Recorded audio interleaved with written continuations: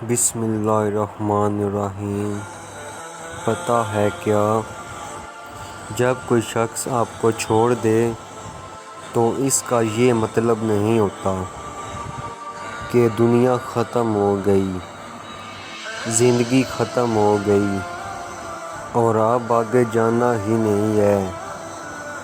پتہ ہے کیا، جب ساری دنیا منہ پھیر لیتی ہے نا، تو اس وقت بھی اللہ آپ کے ساتھ ہوتا ہے۔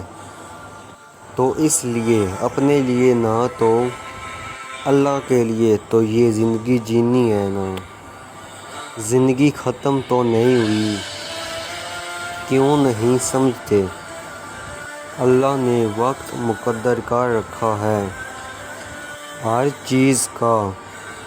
اللہ تمہیں جس چیز کی حقیقت دیکھ کر اسے تم سے دور کر رہا ہوتا ہے، اس پہ تمہارا گلہ کرنا بنتا ہی نہیں۔ اللہ جب درد دیتا ہے تو تقسیم بھی دیتا ہے، تو مانگو اسی سے تقسیم، صبر اور اس کی مدد، پھر دیکھنا تم رحم کو رحیم پاؤ گے۔ آزمائش تو پھر من پسند چیزوں سے شروع ہوتی ہے، اور جب ہم رو کر اللہ سے کسی اپنے شخص کو مانگتے ہیں جس کا ملنا ہمیں ناممکن نظر آ رہا ہوتا ہے، اور جب کوئی تمہیں تکلیف میں اکیلا چھوڑ دے، تو جان لو کہ اللہ تمہارے کام کا ذمہ خود لینا چاہتا ہے۔ اور قرآن میں تو خود اللہ یہ فرماتا ہے، خود لینا چاہتا ہے، اور تمہاری اہمیت اور مدد کے لیے اللہ ہی کافی ہے۔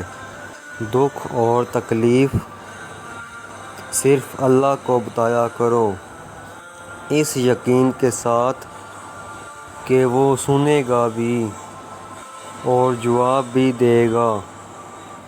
اگر اللہ تعالیٰ آپ سے کوئی چیز چھین لے نا، تو بس اپنے رب پر بھروسہ کرنا اور صبر کرنا۔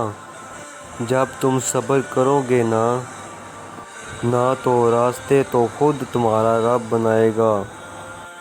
اس نے کہا ہے نا کہ وہ صبر کرنے والے کے ساتھ ہے، تو جب رب ساتھ ہے تو اس سے زیادہ خوشی کی بات، حوصلے کی بات تمہارے لیے کیا ہو سکتا ہے؟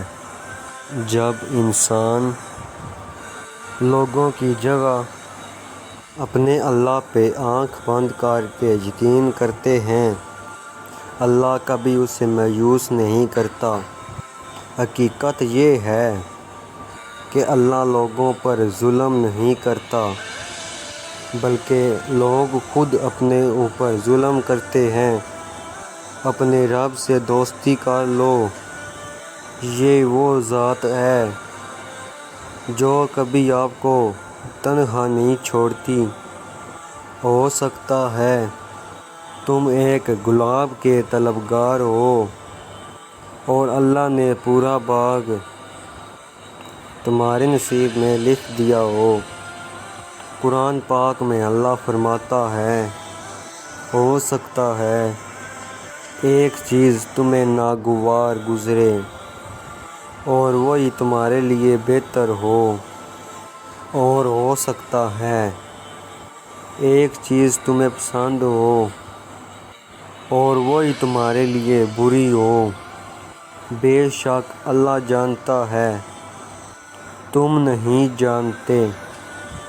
تو جب اللہ تعالیٰ آپ کی زندگی سے کوئی چیز یا کوئی شخص چھین لے، تو بس اللہ تعالیٰ پر یقین رکھنا، کیونکہ ایک دن اللہ تعالیٰ آپ کو اس سے بھی بہتر چیز عطا کرے گا، اور یہ بات انسان نہیں جانتا، بلکہ یہ بات تو اللہ جانتا ہے۔ اور سب کچھ اللہ کے سپرد کر دو، اور جس معاملے کو ہم اللہ کے سپرد کر دیتے ہیں۔ اس پر بار بار سوچنا بھی ایمان کی کمزوری ہے۔ جب تم اس کی چاہت کو اپنی چاہت بنا لیتے ہو تو وہ بھی تمہاری چاہت کے لیے کون فرما دیتا ہے۔ اگر آپ کو میری بات سمجھ آئے تو کمنٹس میں ضرور بتائیے گا۔ دعاؤں میں یاد رکھیے گا۔ جزاک اللہ۔ اور اگر آپ میرے چینل پہ نہیں ہیں تو چینل کو لائک کریں اور سبسکرائب کریں اور بیل آئیکن کو آن کریں اور پیارا سا نیچے کمنٹس کر کے جائیں۔ شکریہ۔